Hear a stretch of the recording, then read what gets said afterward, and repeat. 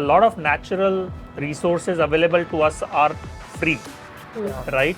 And the reason that I don't have to think twice about leaving a tap open, or because it doesn't show up on my invoice, right? Bill, right? And if at all these things at some point become so scarce, as you said, right, the recent rationing of the water, and that is what then makes you think that, oh, I have to think of things, RO water I have to reuse for my mopping, and I think at some point it will happen. But today, the reason why these things are so cheaply available to us makes us not respect them the way they should be. As you become more and more aware about wastage in general, you start tracking it, you start monitoring it, and therefore then you'll do something about it. If there are no means to reuse and reduce this, then both the society and individual will both give up, and they would again start using those packages, which contributes to 68% of the wastages. So I have seen some documentaries where the supply side avoids using any of the packages. When you start making things visible, it makes a massive impact. So in one of the companies I worked for, in the cafeteria, we used to measure the wasted food every day. Awesome. And just write it on the board. Many times, it doesn't impact me today. It doesn't impact my immediate surroundings, so I'm not bothered, right? And not in a negative way, not because we are all bad people, right? It's like you're getting slowly, cooked. I think it needs a greater intervention. ESG also, environment, sustainability and governance. Correct. At a board level across different organizations, and everybody is ensuring and working towards ensuring that, planet, profits, people, we are really contributing to the triple bottom line from a standpoint of ensuring that we become sustainable.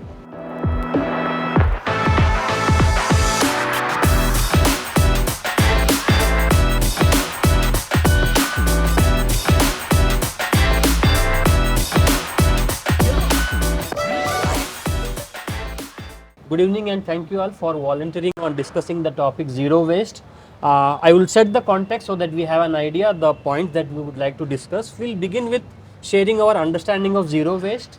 Then we look at the objectives of zero waste, and then we look at practical strategies that are implemented for reducing the waste, and then how do we overcome those obstacles. And once we are done with that, we'll share the communities that we are aware of which have practiced zero waste, and we'll conclude with discussing the advantages for both the society and the environment, right?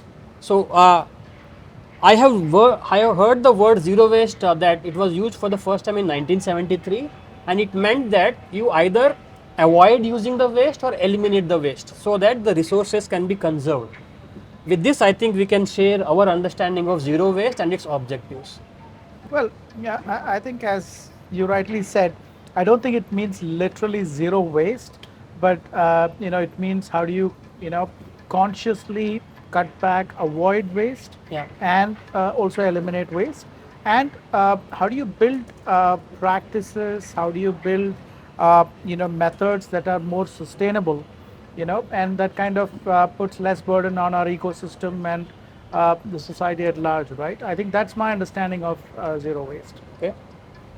Yeah, I work for a company where we work for airlines, and of course zero waste will be a future state where we are looking at sustainable fuels and all, but at this time what we have realized is just giving visibility to the travelers of how much emissions they are using for the flight that they are choosing based on the length of the flight and the route that they are taking.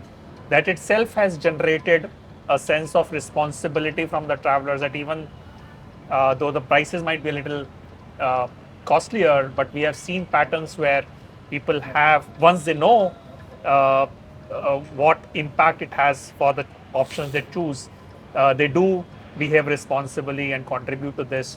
So I think a very big component of being successful in driving towards zero waste is visibility of how you are contributing to that component. Okay, being aware.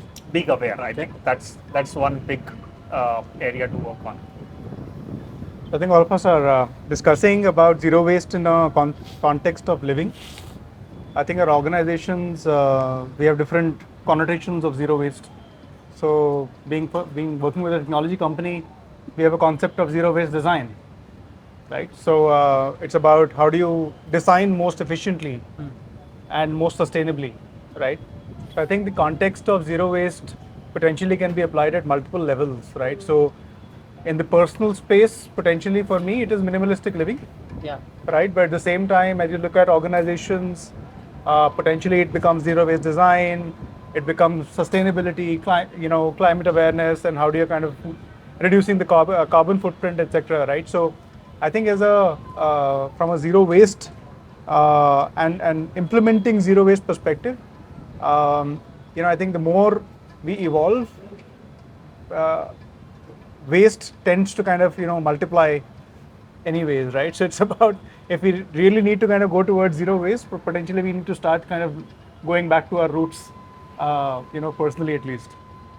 I mean, I can't add much more to what's been said, but the reason I joined this panel discussion is because for me, when I think of zero waste, I think of only the obstacles. I feel like it's very difficult. It needs a lot of investment of time, resources, and stuff to actually minimize how we live in terms of wastage. So, from what I understand, it is this, that you live a life in which you don't create a burden Yeah. on the earth, but you are like recycling and kind of Yeah. creating an ecosystem like that. True. And I think, like you said, it is about minimalistic living. It's basically about reducing, recycling, reusing the elements. And from that standpoint, we are really helping the planet, from all perspectives. And I think it is more a sort of citizen charter, shall we say, apart from organizations. And a wonderful example that you gave was about, designing. And at the design level, if one is able to really eliminate and design efficiently, I think products can become really better in terms of use and so on and so forth. The other potentially thing that there are so many, honestly, as you start to think about it, zero waste has so many layers to it, right? And I work a lot with financial services companies. So there, outside of climate and sustainability charters that they run, zero waste essentially for them is also about zero waste financing, right? So how do you kind of make sure that the companies that you're financing are ecologically viable, right? How do you make sure that large organizations tend to have large supply chains, right? Which includes raw materials, which includes transportation, which includes multiple other things, right? So how do you kind of look at supply chain efficiency, right? It's not only design efficiency but also supply chain efficiency, right? So I think looking at zero waste, I think there are at a national or a planet scale, can be broken down into so many different charters as well, right? The other thing, financial services, at least organizations, are very, and most of the CFOs, right, across all organizations are very aware about is also zero waste reporting, right? So how do you kind of make sure that are you tracking this, are you monitoring this, right? So as you become more and more aware about wastage in general, you start tracking it, you start monitoring it, and therefore then you will do something about it. Yeah. And therefore, I think, you have the concept of ESG also, environment, sustainability and governance. Correct. At a board level across different organizations. And everybody is ensuring and working towards ensuring that, planet, profits, people, we are really contributing to the triple bottom line from a standpoint of ensuring that we become sustainable. Correct. And that's I think, a larger aspect. But you may like to also enlighten us more, sir, on this subject. Yeah, so when she said that I am more curious about the obstacles and how to overcome those obstacles. So I have read these documentaries which says that these obstacles are at the 3 levels. It starts with the individual attitude level. So the individual himself is not that much motivated, or it can be at the social norms. So individual is motivated, like in our campus there are 4 or 5 faculties who are motivated, but the society in general is not motivated enough. So their motivation is eclipsed by the social norms. And if these two are positive, then sometimes the individual's control is very less on his ability to show those reducing and reusing. So it says that if there are no means to reuse and reduce this, then both the society and individual will both give up, and they would again start using those packages, which contributes to 68% of the wastages. So I have seen some documentaries where the supply side avoids using any of the packages. So the whole retail store is having loose merchandise. So even if you have to buy your cosmetics, it's available in jars, and you have to pour those cosmetics in jars which you have to bring from your own home. And the pulses, the FMCGs are also available in loose, so you have to carry your some jars from your home. And sometimes you have to get those paper bags, because paper bags are not that much wastages as packages. So either it is from the supply side, or it's from the consumer themselves, that they carry those jars with them. As he said, it makes your life more cumbersome. But there are some examples of Navnirman in Delhi, there is a cafe in Mumbai, and there are 3 cities in Japan and Sweden where the communities have started with taking all those paints. So they carry those glass jars from their home, and even those retail outlets do not provide them any of these packages. So even the soap cake that they dispense comes in a paper bag, and anything that you can think of is available only in loose.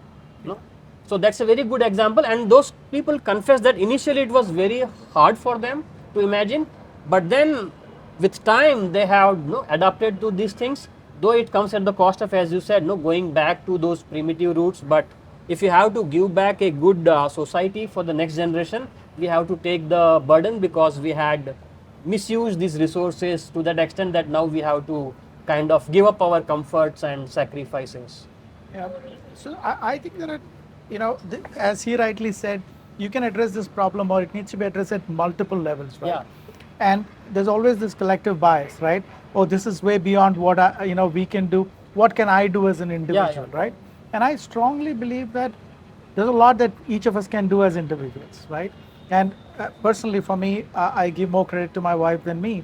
Like when we go shopping grocery, she makes sure that we carry our bags. Yeah. Okay. We don't get plastic bags. There are tens of things. Instead of we would carry we would get cases of these water bottles, right? Yeah. Now when we travel and all of that, we make sure that we carry our own water bottles, fill it from water fountains. Things like how do you avoid food wastage? Yeah. There are simple things, and if you've read this book, Tiny Habits, right? It's about creating those tiny habits, Yeah. because again, here it goes back to unlearning a lot of things that we have learned over a period of time, and the comfort that goes with it, right? But I believe that's a starting point. Simple things, again, it's again not very comfortable. I go to have tea from let's say small tea shop. If the person is serving in plastic cups or disposable cups, can I tell the person, hey, don't you have coolers? If you don't have, I don't want to have. If 10 people say that, probably the person will change, right? Yeah. So I think there are things that we can, a good start point would be where I can influence things within my circle of influence. If you're living in a, let's say, apartment complex, can your society take care of the surroundings, let's say a 1 kilometer radius, and keep the place clean, right? And the last one is, I completely agree with him. I think the best thing that have happened in the recent times is the government intervention across the globe, and the ESG commitment from the boards. In my own company, the board was so committed to it. You could not just throw some number and talk about some initiative and walk away. Correct. We had every quarter the board would review it. They wanted to see action, metrics, and that kind of percolated down to the rest of the company. So I think that's been a huge positive change, and collectively, I believe it should make some difference. Yeah, and I think just to the point, right? I think at every level there is always more you can do, right? At a personal level, but again, there is that fine balance that you need to kind of make sure that is being attained in terms of what is okay with you vis-a-vis what is what do you want to, what all you want to do, and what is okay with you, right? Be it at society, for example, right? The recent water shortage because of the heat in Bangalore, led a lot of societies to kind of conserve water, right? I live in Belandur, and our community, there are mostly villas, right? So people are used to taking showers, right? Most of us have never kind of heard of a concept of navy showers, Yeah. right? Which is you just turn off the water when you're applying soap, right? And that kind of conserves water. But I'm saying these are the small things that potentially need to become habit, right, at a personal level. But at the same time, as you grow to any organization, or for example, I grew up in Delhi and studied at IIT, and there the simple thing was that for commuting it's a 100-acre campus, right? So commuting within the campus, it's only cycles, right, provided by the institute. So you can leave them, you can pick them up from wherever, and so it's just that you don't need to waste on fuel, but just kind of conserve and be ecologically mindful, right? So it's small habits that potentially we tend to inculcate right from right at home, Right. to at every step wherever we kind of interact, right? And that's where I think, in my mind, zero waste potentially can become a reality, right? At some point in time. One of the things I realize is that the reason why we are not so strong about this concept is because a lot of natural resources available to us are free, right? And the reason that I don't have to think twice about leaving a tap open, or because it doesn't show up on my invoice, right? Bill, right? And if at all these things at some point become so scarce, as you said, right, the recent rationing of the water, and that is what then makes you think that, oh, I have to think of things, RO water, I have to reuse for my mopping. And I think at some point it will happen, but today, the reason why these things are so cheaply available to us makes us not respect them the way they should be. Yeah, And there are oxygen bars already available, right? So there are people going just to inhale oxygen. Yeah, when I was traveling by this Indigo today, they said that they have stopped giving those paper boat, sachet plastic containers, and they have started giving in those paper cups now. Yeah. And they have stopped giving those Maggie, in those with this Plastic spoons cups. and all that, So yeah. now they give only those upma which comes in Yeah. paper, those cups. And this hotel also has done away with these plastic bottles of shampoos and conditioners. Yeah. So now it's available in a whole container. So you have to use it, and that container is used for multiple times. Yeah. I think the best example is when we talk about can this be done, is Ooty, right? I think it's for the last more than 15 years probably, it's zero plastic. You go to every shop, they'll only give you paper bags, Yeah. and it's they managed to sustain it, right? So it's doable. I mean, at some level. Yeah. I think 2 points I want to make. One is, as an individual, sometimes you make an effort, and you go through the hoops of Right. finding your own dabbas and having your own bags when you're going shopping, and switching off the light every time, and when you're brushing your teeth, you switch out the tap and all of that. And then you read some report somewhere that, oh, but actually as individuals, as retail consumers, there's not so much impact you have, because airlines are creating so much mess, or these billionaires flying around in their private jets is causing the problem, or the straws getting stuck into turtles' noses are not your problem, it's somebody else's. And then suddenly it's very disheartening. Yeah. So I think what you said, that the emotional buy-in is very important. And I think possibly to what you're saying, that because I can still afford it and because it's still not visible to Yeah. me, I am still willing to take a callous point of view and say it's okay, in my lifetime probably it won't happen, I can compromise. But the counterpoint to my own argument is that when you start making things visible, it makes a massive impact. So in one of the companies I worked for, in the cafeteria, we used to measure the wasted food every day Awesome. and just write it on the board. Yeah, even in That student so many mess. people ate, and this is the amount of student food you mess, ate. I have seen at Ahmedabad long back 2006, they will have a weighing machine. Correct. And the bin is kept so that every time you drop any food waste, it shows how many that's even grams better. you are. Beautiful. Yeah, That's So even wasted. that is Give it back. tangible. I'll give a better example. There was a restaurant, I don't know if it was Chennai or in Bangalore, they would charge you for the food that's wasted. Yeah. Okay. So people, Oh yeah, I remember reading this. I think it was a buffet, so people would be very careful what they serve, because you throw food, you get charged for that. Yeah. great example, right? I mean, And I was traveling in Delhi last 2 weeks in Blue Smart, and if you use that at the end of the trip, they will send you how much CO2 you saved. It gives a good feeling, right? You get inspired.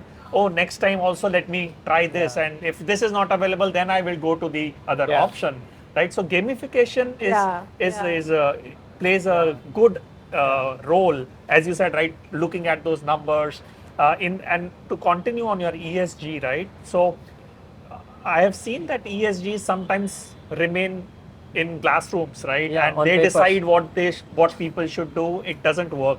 What I have seen in recently, our ESG team came down on the floor and they did some games for the teams, and they asked, okay, how do you think? Give me top 3 ideas how we can save money for or do zero waste. And then people came up with those ideas, and when they come with the ideas, they follow it better. Like for example, they said, okay, we will no longer have paper cups in the cafeteria, right? Now, if it would have been a decision coming from the top, the resistance would have been much higher. Now, when it coming from the team, the alignment is much more. is much more, and acceptance is good. So I think the way organizations can implement this in a way that is creative and also does gamification Asking can help. those stakeholders to give their ideas so that they have a buy-in. Absolutely. If it comes from the top, it shows it reflects as if it's an encroachment in Yes. their convenience. Yes. Okay. Yes. Yeah. Yes. And I think we can conclude by discussing the impact on the society and the environment separately, so that this discussion takes a whole cradle to cradle kind of situation. So we may just So I think as a race, we are as a human race. I think we are like those, the parable of the frog being boiled, gradually, Very as valid. against being dropped into the hot water. So we are really not empathizing. We're really not, really internalizing the long-term implication. To her point, many times, it doesn't impact me today. It doesn't impact my immediate surroundings, so I'm not bothered, right? And not in a negative way, not because we are all bad people, right? It's like you're getting slowly, cooked. I think it needs a greater intervention at all levels. I think, trying to fix this just at the corporate level or at that level is just one element. It has to probably start at schools. It has to start at homes. There has to be a lot more campaign around it. And as I said, if a restaurant can do it, if a city like Ooty can do it, I want to believe it can be done. As I said, the boardrooms being committed to it, asking questions is a great example. Involving employees. One of our biggest challenges used to be people go away, all their monitors are left, turned on. Yeah. Right? And no amount of preaching admin guys do, nobody cares. Unless that employee is aware of the damage and starts, doing it, it'll never get fixed. And I think that's where the intervention has to be, rather than we trying to, try to preach the whole thing. Absolutely. Yeah, I've seen the whole monitor going up in the ceiling after something like 4:35, so that even the supervisors cannot ask them to stay on. So the whole that's monitors, creative. 50 monitors going in the ceiling. I've seen those in the Sweden. I mean, then I think I you think can. that's another point I wanted to make is about at what point are you rich enough to start worrying about it? Right. Yeah, because India right now we always create that question. We have that question in our mind that you imposing all of these norms on us as a developing country is not sustainable, because I have to first get there before I am able to afford this, because it is more expensive to be sustainable in today's world. Whether it is the petrol lobby or whoever who's doing it, but that's the way the world works, right? So, like for example, I have worked in companies which are smaller and they're like, we don't have time for this. Yeah. I want to sell, I want It's to deliver, for I want to show something, right? All this diversity, ESG, we'll do it next year. Yeah. So that's also a That's question. the biggest hindrance. Yeah, but I think to your question, I mean, the benefit is a no-brainer of what it is, and it's what you leave for the next generation. If you can leave the world at least not worse, if not better, that's a big win in itself. And the other thing about sustainability and zero waste is it is not a one-person game. So necessarily a community feeling will develop as people give and take and share ideas and work together towards it. Sometimes I feel in urban India, because we've all come from so many different places, that sense of ownership is not there. And having an agenda like this might build that and force us to take more responsibility for the places that we live in. I think I'm probably going to just add to what Soma was saying, right? In terms of, so impact on society, right? I firmly believe that I think the more entitled you are, the more likely you are to waste, right? So I think the 2-3% of the society which is more entitled potentially are the 98% wasters. Yeah. Right. So I think even if we can potentially, look at how do we make sure that 2-3% Yeah. is a bit more aware of wastage at a personal level, right? I think that's where potentially we can start to make a difference, and that's where a lot of, I don't think education programs help. I think programs like what you said, right? It's building consensus. It's hard to believe that everybody will be passionate about wastage, right?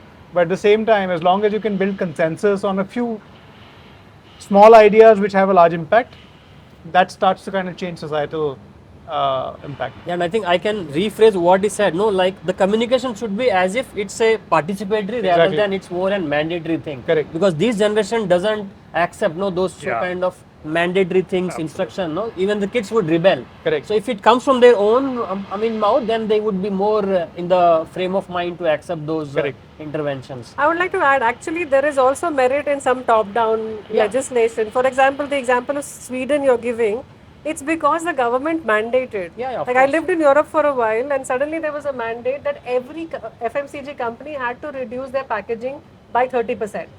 That's it. It was a law. You cannot sell if you're not doing it. So then they had to come up with ideas. Today they'll take a toothpaste, put it in a tube, then put it in a plastic, then put it in a box, and roll it in a cling wrap, then put it in a carton, then put.